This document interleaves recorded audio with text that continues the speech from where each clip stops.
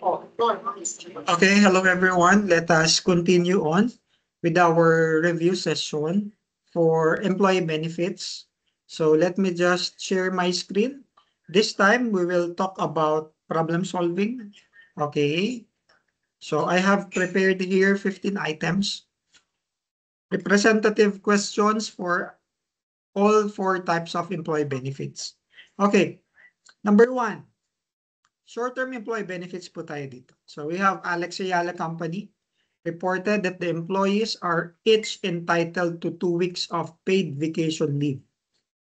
During the current year, the employees earned 1,450 weeks. Take note, weeks po ito, of vacation leave and used 1,000 weeks.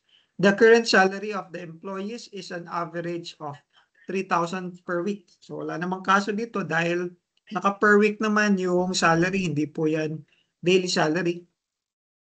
And the salary is expected to increase by 350 pesos. So the question for question number one is the amount of vacation pay expense that should be reported if the benefit is accumulating and vesting. So kung merong hindi nagamit ngayon, we will have to accrue for it. And then follow through question related sa question number one, what is the amount of vacation pay expense naman if the benefit is non-accumulating and non-vesting? Okay, so one same question, two different problems. Ano po ang tamang sagot?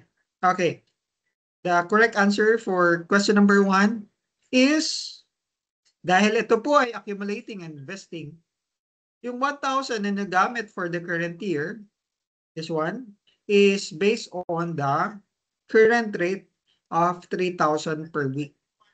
Now, since meron pang 450 dito na hindi pa nagagamit at dahil accumulating po yan, magagamit po yan in the following year, the following accounting year or accounting period. Therefore, for that period, ang kailangan po nating i-accrue ay not based on the 3,000 per week.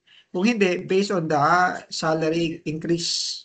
Kung meron kang 350 na salary increase, magkano na yung rate niya next time? It should be 3,350. So, if we do the math, pakita ko yung answer natin dito, no? Ayan. 1,000 times 3,000, that is 3 million. Now, 450, hindi mo pa magagamit this year. Gagamitin mo yan next year, pero 3,350 na. So, for a total of 1,507,500. So, we add that to 3 million. The answer is letter B, 4,507,500. Okay? Now, since nandirito na rin tayo at nakita nyo na po yung sagot for question number 2, if non-accumulating, non-vesting, yung hindi po nagamit na vacation leaves ay masasayang lamang po. Mag-expire kasi hindi na po yan makikarry over. So, ano yung expense mo? Based doon sa na-utilize, which is only 1,000 weeks. So, 1,000 times 3,000. So, the answer for question number 2 ay letter B. Letter B din. Okay? So, yan po for these two questions. Balik po tayo dito. And move on naman tayo sa question number 3. Ano naman po ang tinatanong dito sa question number 3? So, in this case, the company has an obligation to employees' rights to receive compensation for future absences attributed to employee services already rendered. The obligation related to rights that vested and payment of the compensation is probable.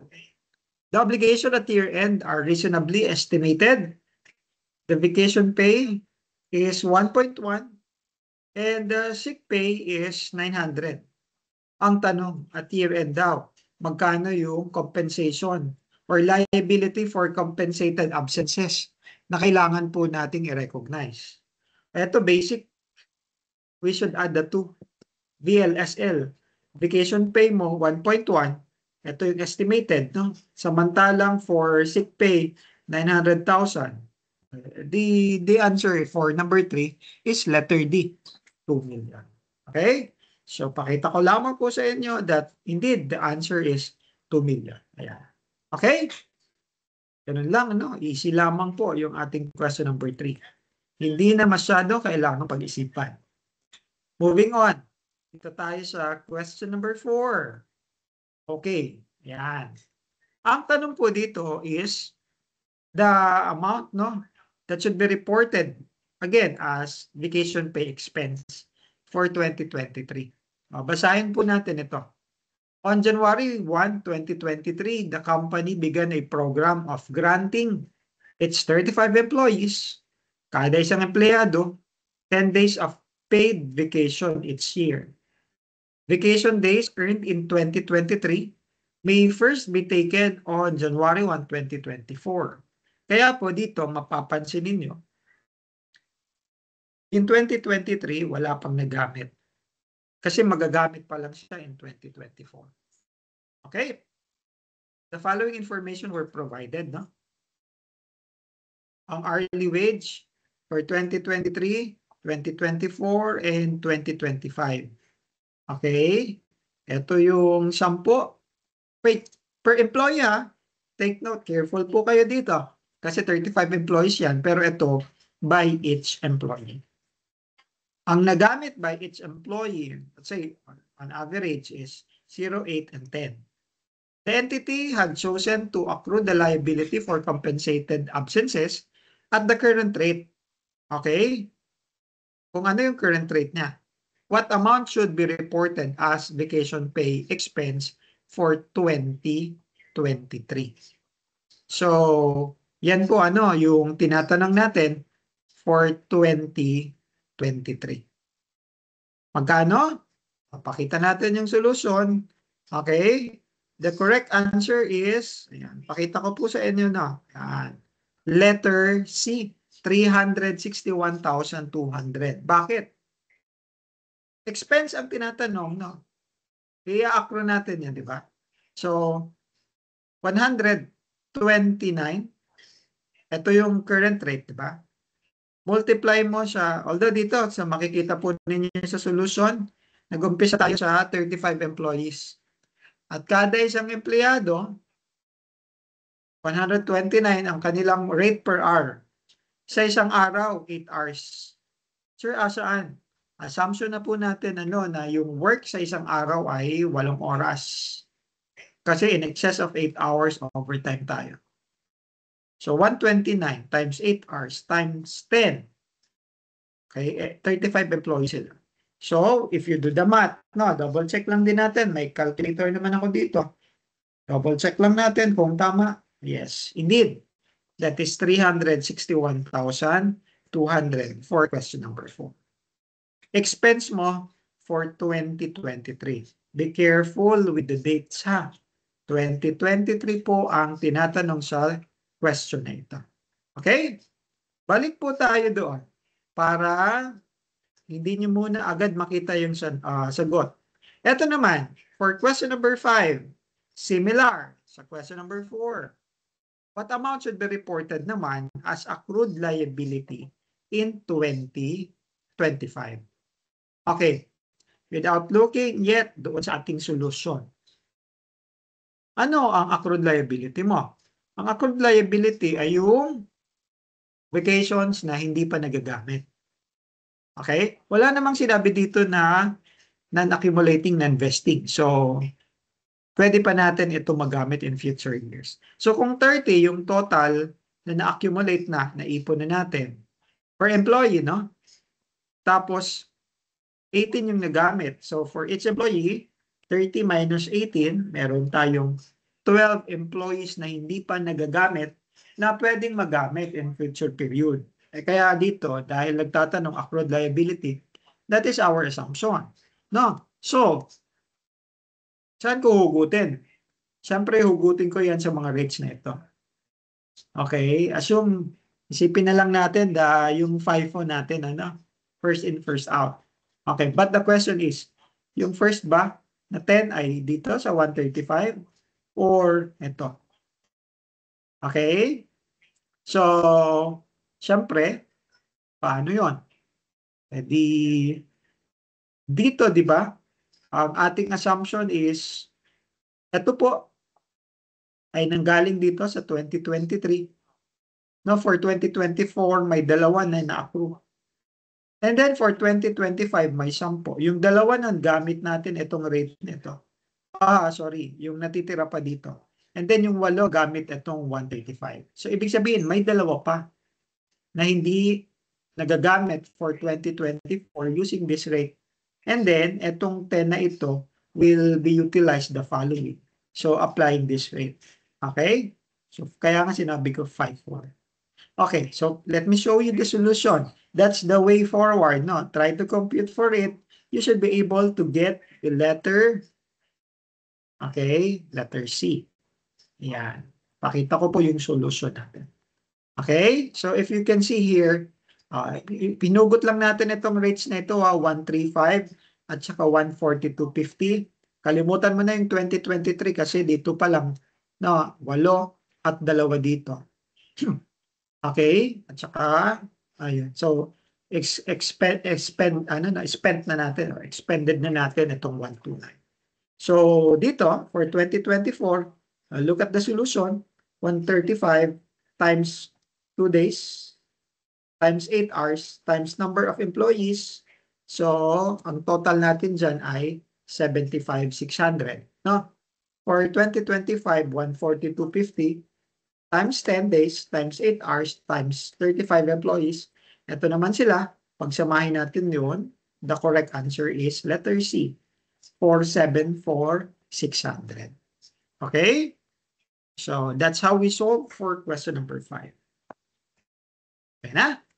Moving on, dito naman tayo sa question number 6. Etong question number 6, hindi ko nalagyan, but this should be a defined benefit plan. Okay? Defined benefit plan. So, lagyan lang natin ng proper label. Okay. So, ang tinatanong dito for question number 6 is, how much is the service cost for the year? Anong sabi ng ating standard? Ang service cost for the year, no, ay binubuo ng, yung pinakita ko sa inyo kanina, ka-open pa ba tayo doon? Let me see. Okay. The service cost is comprised of, ito, pindutin ko lang muna, ayan. Letter A, B, and C. Current service cost, past service cost, and any gain or loss on settlement. Take note gain or loss on settlement. Hindi gain or loss on remeasurement. Kasi yung gain or loss on remeasurement, ito yun. Okay? That is not part of your service cost. That is another component of your defined benefit cost. Okay? So, tignan po natin. May problem na ang available ay accrued benefit obligation, beginning end ng fair value of plan assets. Okay? Net actuarial gains, meron tayong given ganito. Employer contributions, ito, benefits paid to retirees, and you have your discount rate. Okay. Wala tayong gain or loss on settlement. No? Hindi siya provided dito. How about your current service cost? It's not provided as well. So, paano natin ito i-compute? We can work back. Tama ba? Kasi meron tayong beginning ng 2 PVDBO at saka meron tayong 2 beginning ng FVPA. I-plot po natin itong mga to para hindi na tayo mahirapan. Let me show you the worksheet. So ako I am using the worksheet for you to appreciate this. Kung gets nyo na yan and you are able to follow yung mga shortcut ng mga review centers or yung mga reviewers, then that is good for you. Okay, pero dito, assuming na medyo lost pa kayo doon, so wag muna tayo mag-shortcut, dito tayo sa worksheet. Okay, plinat po natin. Ito, may mga workback po tayo ditong gagawin. Okay, so hindi po yan, medyo may masalimuot po ito na pagdadaanan. Palitin ko lang para mas makita po ninyo. Okay, accrued benefit obligation, PVDBO. Beginning, Ito yon na 4.6 million. Ending, 5629. Pakita lang natin, baba lang natin ito. Ito yon 5629. 5565 yung ending ng FVPA. Tama ba? 5565. Ito yon. And then your 5,035,000, no? Na beginning na 5,035,000. Okay. We cannot yet answer, pero in this case, no, makikita nyo, yung tamang sagot dito ay letter C. Pero papaano po natin nakuha yon? Okay? Ano ba yung pwede nating ma-plot? Na-plot na natin itong 4, no? Okay na tayo dito. Nailatag na natin yan. You have your net actuarial gains. Actuarial gains mo, ito yon. Pero this is composed of yung remeasurement related sa PVDBO at saka related naman sa FVPA. Okay? Mamaya pakita natin yan. Ito, i-plot natin yung dalawa. Employer contributions 425 and benefits paid to retirees 390. Yung employer contribution will increase your FVPA, but it will not affect your PVDBO. While your benefits paid to retirees affects both the PVDBO and FVPA, reducing the balances of the two. Kasi may benefits na mabawasan. So dito makikita ninyo yung benefits paid 390, yung contributions made 425. Double check lang natin. Tama yung mga amounts. Okay, now what do we do? The first workbook, may guide naman ako dito, is for you to get ito, yung FVPA. Bakit? Kasi class, ang ating net actuarial gain ay 32,500. Now, pag nilatag po natin itong mga to, sa FVPA, we can now compute. Okay? Kung 5,035,000 ito, tapos meron ka dito, actually, itong net interest cost, we can compute it indirectly. Bakit? Eh, yan lang naman ay beginning times the appropriate discount rate. Eh kung 4,600,000 times 10%, 460. Latag natin dyan. 5,035,000 times 10%. Okay? Hindi latag lang din natin yan. No? 503,500. Diba? So, available na to. Ano na lang ang kulang? Ang kulang natin is your actuarial gain or loss related sa FVPA. At paano natin yun makukuha? Eh, given po dito yung ating net actuarial gain. Okay. Paano po natin ma-figure it out, no? Ma-figure it out. Ma-figure out yon. Okay? So eto, no? Ang sinasabi kasi natin dito, dito tayo, di ba, nanggagaling kanina sa FVPA. So kung yung ending ko ay 5565 at meron ako nito, so workback natin, 5565, nag-plus tayo ng contribution, i-minus mo yung 425. Nag-minus ka ng benefit paid, i-plus mo yung 390. Okay? 5530 na yan. Eto, kung naka-plus yan, i-minus mo yung 503.5. At i-minus natin yung 5,035,000. Okay? So, meron ako 8,500. Ano to? Gain or loss. Ano yan? Dahil naka-negative yan, it should be a loss. Okay? Actuarial loss related sa FVPA. Para ma-compute natin, if you do that, balikan natin, 5,035,000, eto, plus 503.5. Pag minus ko yung 8.5, okay, minus ko yung 390, add ko yung 425, we should arrive at this 5565. So, winorkback natin ito, that is your workback number 1. So, lagyan ko lang dito, number 1. Okay? Workback number 1. Paliitin lang natin ng konti. Para isang yan. Isang row. Okay? Next, nakuha na natin yan. We can now get the actuarial gain or loss related to PVDBO. If the actuarial gain is a net of 32,500, kaya lang meron kang actuarial loss related sa PVDBO. Okay? So kung actuarial loss yan, so ito naka-positive, no? Kasi defined benefit cost yung column na yan. O para maging gain yan na 32,500, dapat mas malaki yung actuarial gain on PVDBO. So, kung 32,500, syempre, idagdag natin yung 8,500. That is your 41,000. Nakukuha po ba? So, that is your second workbook. Now, dahil nakuha na natin yan, ipa-plot na natin yan dito, hindi lamang sa defined benefit column, but also dito sa PVDBO column. So with that, we can now work back your PVDBO. Okay? Available na ito. Okay? 10% ng ating 4.6. Nakuha na natin ito. Tapos, available din yan. Available din ito, 5,629. So dito tayo pwede mag-umpisa. 5,629. Kung minus natin yan, edi i-plus natin yan ngayon. Okay? Eto, kung naka-minus yan, edi i-plus din natin yung 41. Eto, kung naka-plus yan, edi ibawas natin yung 460. And then, kung 4.6 yan, bawas natin yung 4.6. 1 million. Okay? So, for this, the correct answer is letter C, 1 million pesos.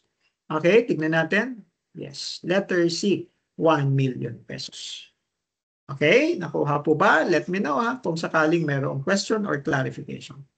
Now, using the same information from Q6, what is or how much is the actual return on plan asset? Actual return. Okay, so yung actual return mo is itong 503,500 adjusted by the actuarial. Kung ito ay gain, ito ay loss. So 503,500 minus 8.5. So the answer is 495,000. Letter A. Okay? Letter A, 495. All right. We are done. Proceed po tayo dito sa next data. Medyo marami-rami ang tinatanong po dito. Pakita ko po na ito, no? So, you have this information provided by the actuarial valuation report. Yung PVDBO mo beginning 3 million. FVPA beginning 3.2. You have your current service cost 255. Past service cost 65. Gain on settlement. Naglagay tayo dito ng gain on settlement na 90,000. Then you have your excuse me. You have your actuarial loss na 27. You have your discount rate 7%. Actual return, benefits paid, contributions made. Okay. Baba po tayo. The asset ceiling. Take note Meron tayong asset ceiling na 150,000. However, that is the beginning, beginning of the year. Excuse me. The actuary further notes that due to regulatory restrictions, the company cannot refund any surplus. So the only economic benefit available is this 220. Ang tinutukoy po nito, ang asset ceiling natin at the end of the year ay 220,000. Now, the question is, and there are a lot of questions here. Ang tanong, what is the defined benefit asset liability at the beginning of the year? Take note, December 31, 2024. Beginning yan. Number 9, end of the year, December 31, 2025. Okay? Then there is also a question, what is the effect of asset ceiling? Ano yun? Effect of asset ceiling. Pag-usapan natin yung later on.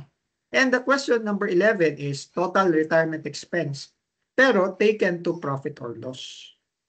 Okay? Question number 12, compute for the defined benefit cost. Okay? Meron pa bang ibang tanong? Yun lamang, no? Yun lamang, sir. Madami yan. 8, 9, 10, 11, 12. 5. So, let's do the worksheet. Pero dito, meron tayong asset ceiling, so we have to be careful. Kasi class, pag may asset ceiling, ang ating assumption dyan is, uy, teka, mukhang defined benefit asset yan. Kasi, medyo conservative tayo pagdating sa mga assets, di ba? Okay. So, pakita na natin, ano? 8, 9, letter A, parehas. Okay, number 10, letter D. Number 11, letter C. And number 12, letter B. Take note po ng mga sagot. A, D, C, B. Okay? A, D, C, B. Pero ito po yung ating solution. Okay, pakita natin ha. Nilatag lamang po natin itong mga information dito. Okay? Pero itong 86,000, ito yung kinumpute natin indirectly. The rest ay provided. Now, please take note dito, no, for the gain on settlement. Yung gain on settlement, nilagay ko dito. Okay, sa column ng present value ng defined benefit obligation. Okay. Dahil may gain, no, gain on settlement, nireduce ko yung present value ng defined benefit obligation. Okay, there is a formula, no, na straight to the point. Pagdating sa mga review centers, there are formulas, no, na makikita kayo kung paano ito kinukompute. Not using this worksheet. But I'm using this worksheet for, for the undergraduate. And personally, mas bet ko din yung worksheet kesa doon sa mga straight computation. Because I can cater those with zero knowledge, no? Kasi kung diretso ka doon sa shortcut, plus minus, you may not be able to grasp bakit dinadagdag, bakit may nabawas. Kaya worksheet yung approach ko pagdating dito sa defined benefit plan. Okay. Careful lang po, no? Pag meron tayong mga involved na gain on settlement, gain or loss on settlement, no? Because those formula tells us na kung gain on settlement, we can deduct this. Pero pag loss on settlement, dito daw natin ilagay. Bakit? I don't want to confuse your minds at this point, pero gano'n na lang muna. Okay, baka lalo pa kayong magulo doon. Anyway, chances are you will not usually encounter this, no, sa mga problems. Pero just in case, ma-encounter po natin yon, yan. So, siyempre, itong P&L mo, gain on settlement, it will reduce your defined benefit cost. Pero for this one, no, pag gain, ilagay natin dito sa column na ito. Pag loss, ilagay natin dito sa column ng FVPA. Okay? So, loss here. Lagay ko na lang dito. Loss here. Okay? Yan. So, lagyan na lang natin yan ng guide. Yan. Okay? So, pag loss, place here. If loss, place here. Yan. Okay? So, yan class. Now, sabi natin, etong actuarial gain or loss, dahil naka-negative yan, that is a gain. Actuarial gain on FVPA related to fair value of plan asset. Saan galing yan? Yung 86 ay kinumpute natin kasi sabi dito, yung actual return on plan asset ay yan, 310,000. Yung interest income mo based on 7%. 3.2 times 7%, double check natin times 0.07, that is 224. Kung 224 lang yung expected return mo, yung actual mo 310. Di meron kang actuarial gain na 86,000. So, ilagay natin dito. Okay? So, with this, okay, actually, ito class, lagyan lang natin ng guide. Yan. Okay, so ayan po. Now, we do the math. Dagdag natin to. Sum natin yan. Ito, sum din natin, pero separately. So, 255 plus 65 minus 90 plus 210 minus 224. Pa-double check, that should be 216,000. Okay? Tapos, ito naman, 27 na may 86. Negative, di ba? So, meron ka ditong 59. Pero dahil negative yan, that is a gain. Net gain. So, kung tinatanong sa atin, defined benefit cost, 216 minus 59, 157. But that is not the answer to question number 12. na compute for the defined benefit cost. Bakit? Kasi class, in our scenario, in this case problem, no, meron tayong defined benefit asset, meron tayong surplus. 200 yung surplus mo dito. Dito naman, may 283 ka na surplus. Unfortunately, we have information about the asset ceiling. Okay, ang asset ceiling mo dito at the beginning ay 150. Ang year end mo na asset ceiling ay 220. So, 200, comparing it to 150, ang limit natin na i-recognize na defined benefit asset ay 150. Dito naman, no, kung 283 pero 220 lang, di may limit din. So, meron tayong adjustment na gagawin. So, while this is your initial computation, but that is not the final answer. Kasi yung adjustment na gagawin natin sa defined benefit asset because of the effect of the asset ceiling will affect your defined benefit cost, P&L and OCI. So I will explain that momentarily. Okay. Supposedly, based on this worksheet alone, ito dapat yung journal entry natin, di ba? Debit retirement expense, 216. Okay, ito dahil naka-negative. So credit remeasurement gain. Okay? 59. Okay? So, that is your net na 157. Okay. Ang cash is the contribution made. That is your credit entry. And your defined benefit asset is your increase from the beginning to the end. Kasi kung titignan po ninyo, 200 ang surplus nito. Naging magkano? Naging 283. So, meron kang teka ha, 200 na naging 283. O nga, so meron tayong 83. Ang layo ng tingin ni sir. So 83 yung ating increase. So that is your initial setup, no? Initial journal entry. Okay na sana yan. Kaya lang, meron tayong asset ceiling. So, anong sabi dito? Ito, lifted lang din ito sa ating standard, no? The application of your asset ceiling results in remeasurement of the net defined benefit asset and is taken to P&L to the extent that it adjusts the interest cost on the difference between the surplus and the asset ceiling at the beginning of the year and OCI for the remainder of the adjustment. Okay? Meron siyang asterisk at merong ano itong tick mark na ito, hindi ko alam ang tawag dyan. Okay? Pero balikan natin yan mamaya. No? Okay, tignan po ninyo ito na computation. Ang PVDBO and FVPAN will generate a surplus, no, of 283. Diba? Ang asset ceiling mo ay 220. Ang sinasabi kasi sa atin dyan, ang asset ceiling mo na 220, yan lang yung maximum na pwede mong i-recognize as defined benefit asset. So in that sense, no, kung 63 ang excess, so ayun yung tawag natin na excess of surplus over asset ceiling. 63,000 is actually your answer, no? Dito sa number 10. The effect of asset ceiling on December 31, which is the difference, no, between your surplus at year end and the asset ceiling. Okay? So napakita na natin yung solusyon sa question number 10. Ito yun.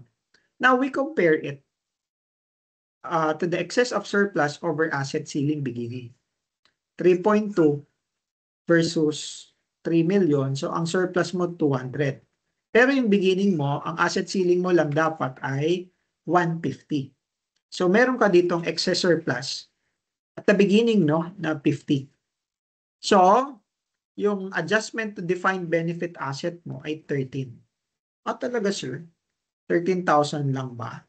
Okay, mamaya, it will make sense, no, pag pinakita natin yung mga journal entries. Okay, now, applying this. Ito na. Taken to P&L and taken to OCI. Ito, tapos, ito. 7% of excess beginning. Ang beginning mo ay 50,000. Tama? 50,000 yung beginning. Excess of asset ceiling. Ito pala. Excess of surplus over asset ceiling, 50,000. Ito yung sinasabi dito, ano? Between the surplus and the asset ceiling at the beginning of the year. So 3.2 versus 3,200,000 versus 150. So 50. Multiply ko yan ng 7%. So 3,500 interest cost. The balance, yung remainder, is taken to OCI 9.5. Kaya dito, journal entry natin, debit, although naiwan na, debit retirement benefit expense 3.5. Debit remeasurement loss na OCI 9.5. And credit defined benefit asset 13,000. Okay? So in this case, meron kang additional expense taken to P&L and additional loss taken to other comprehensive income. Kaya nga, yung total defined benefit cost mo will now make it more than 157 na net. Okay? Idadagdag natin yung additional na 13 adjustment. Kaya it should be 117,000. So 157 plus 13, that is your 170,000. Okay? So, eto na, may pahabol tayo na journal entry. Or, if we are to compound it, pagsamahin natin yon, dinagdag natin sa 216, etong 3.5. So, debit, retirement benefit expense, 219,500. Okay. Dahil nag-debit ka kanina ng 83, tapos may credit ka dito na 13. So, 83 minus 13, the defined benefit asset mo, 70 na lang. Okay? Tapos, credit ka ng, eto, naka-net na ha, net remeasurement gain. Meron kang 9.5 na loss taken to OCI. Kanina, meron kang, asa na yun? 59 na gain. So, 59 minus 9.5, credit mo na net ay 49.5. And then yung cash mo pa rin, 240. So, the question now is, does it make sense na yung defined benefit asset mo ngayon ay 70,000 na lang? The answer is yes. Bakit? Sabi natin, balikan natin yung worksheet, Ito, 3.2 versus 3,200,000. Pero yung defined benefit asset mo na i-recognize, na ni-recognize mo nung nakaraang taon, ay limited lamang sa 150. So, yung DBA mo ay naka 150. Ngayon, dahil dito, 283 ka, pero ang sabi, ang present value ng future cash flows mo, ay, asa na yun? Yung asset ceiling mo ay 220. So, from 150 to 220, ang jump ay 70,000. Kaya, it makes sense naman na yung jump mo, pag kinompound natin yung dalawang entries, debit ka ng defined benefit asset, 70,000. Okay? So, ayan po, Now, going to the answers, Siyempre, 150, ito yung asset ceiling mo, ito yun. Hindi yung 200. Pero, 150,000 asset yan, Kasi pag may asset ceiling, defined benefit asset yan. Dito naman, sa year-end, hindi 283 na asset. Kung hindi, 220 kasi ito yung effect ng asset ceiling. Okay? And by the way, naglagay ako dito. Sorry, hindi to 230. 220,000. So, yung asset ceiling, per standard, is the present value of any economic benefits available in the form of refunds from the plan or reduction in future contributions to the plan. So, yan po yung asset ceiling natin. Okay? So, okay na tayo. 8 and 9 and 10, nasagot na natin ito. Yung 11, total retirement expense taken to P&L, 216,000 plus yung additional 3.5. Kaya ito yun. And then yung defined benefit cost mo, na-explain ko na kanina. So, yun po, yung ating mga sagot. Alright? So, dito, I only did not emphasize the use of worksheet, but also emphasize the asset ceiling. Okay na? So, if we are done here, let us proceed with a question on defined contribution plan para meron lang tayong representative question on defined contribution plan. Okay. The records of the company shows the following information related to its defined contribution plan. For 2024, this is your gross payroll, 25M. For 2025, 32M. Ito naman yung contributions to the funding agency, 1.2 and 3 million. Now, the plan provides for an annual contribution to its funding agency equal to 8% of the gross payroll. So if you compute 25 million times 8%, 2 million. Okay? 2 million dapat yung i-contribute mo. Pero dito 1.2. Kulang ka pa. Dito naman, kung 32 million yan times 8%, 2,560. Dapat yung i-contribute mo, pero ang kinontribute mo, 3 million. Sobra ka naman. Okay? By the end of the year, by 2025, ano yung net? Sobra or kulang? Okay?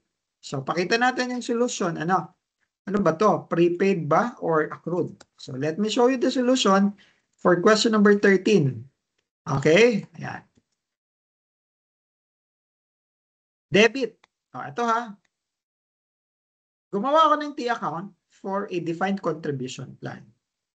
Etong credit, ito yung contribution. Debit expense. Okay? Credit, accrued liability. Okay? Accrual liability.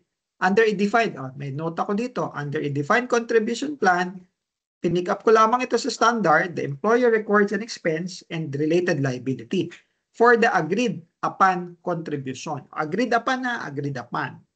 Payments are charged against the liability. So kung ito yung na-compute mo na contribution, pero ito yung binayaran mo, by 2024, kung ang tinatanong, by the end of 2024, okay, kung 2 million minus 1.2, meron kang 800,000 na accrued. Kulang yung contribution mo, di ba? Okay, 800,000 Now, eto naman, by the end of 2020, by 2025, ang contribution mo 2,560. Dapat. Pero yung binayaran ay 3 million. So kung yan ang pag stand-alone lang, for 2025 only, meron kang prepaid dapat dyan na 440. Diba? Kaya lang, huwag natin kalimutan, may kulang ka. May accrued ka dapat na 800 from last year. So anong net impact? 800 accrued minus 440. O pagsamahin na lang natin yan, you do the math. 4,560 minus 42, 360 accrued. Kulang pa. So yan po dapat ay naka-credit sa ating liability as accrued retirement benefit. No? Applying your defined contribution. O kaya nga, wala pong complexity pagdating sa defined contribution. Kasi ganyan lang ka-straightforward yung computation. Unlike your defined benefit plan na kailangan natin ng experts, no? Actuarial valuation para i-compute para sa atin based on different actuarial assumptions. Mga demographic and financial assumptions. Okay? So that's an representative question for defined contribution plan. Now, let's move on to number 14. Ito naman, representative question for termination benefit. Okay, palitin ko lang ng konti. Hindi talaga kasya kasi tumawid.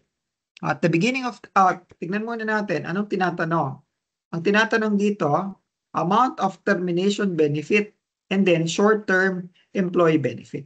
Okay, ano bang kwento? Nagsara ang factory. Kailangang i-terminate lahat ng 200 employees as a result of the downturn.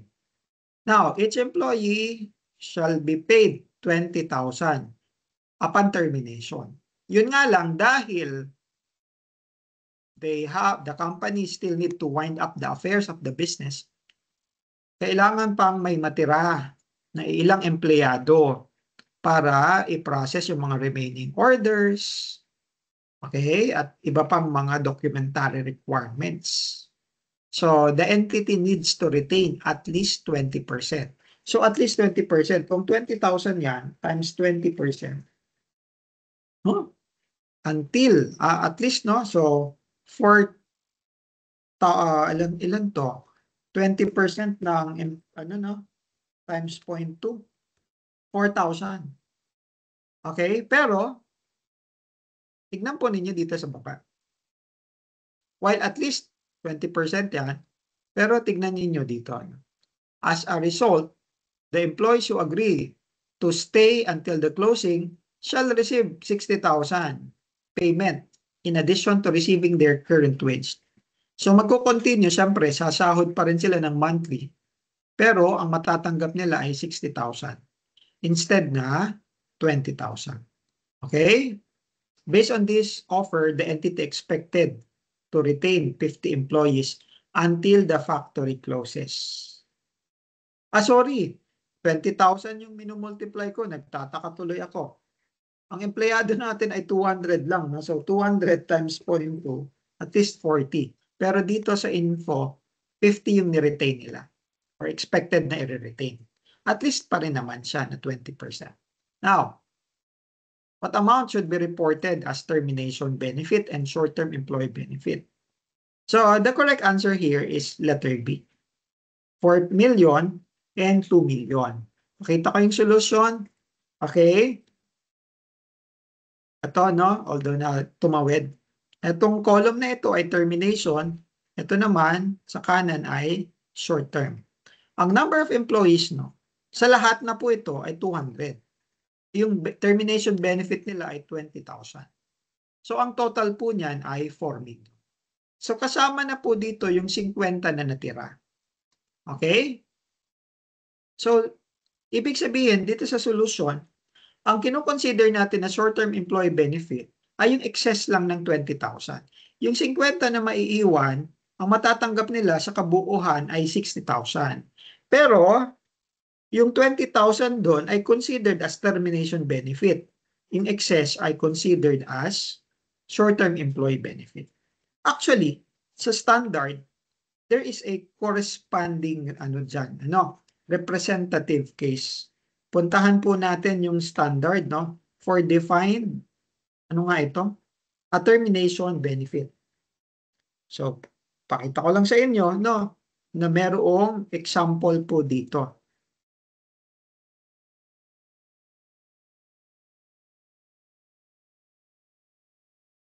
Ito. Measurement. Ayan. So, ito yan. Ano? Similar dito.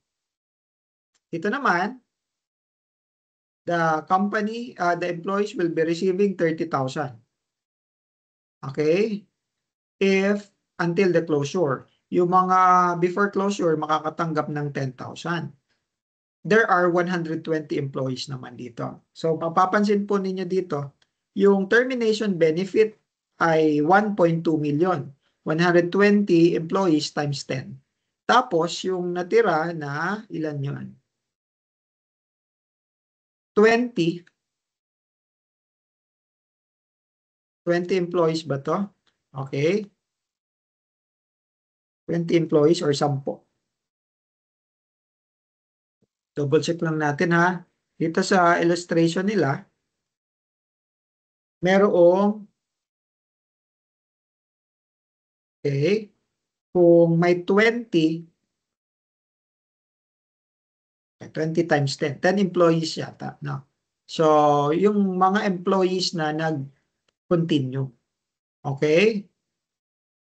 The entity expects 20 of them to leave before closure. Okay, 100 pala.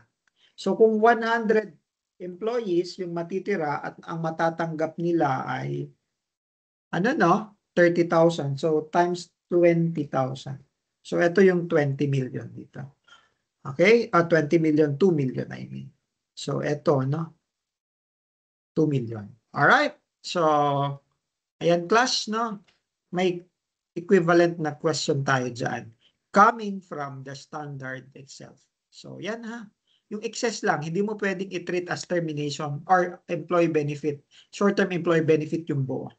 Kasi, kaya yan nagkaroon ng extension kasi necessary pero terminated pa rin naman sila. Pina-extend lang. So yung magkano nga yun? 20,000 doon sa 60,000 nila ay considered as termination benefit pa rin.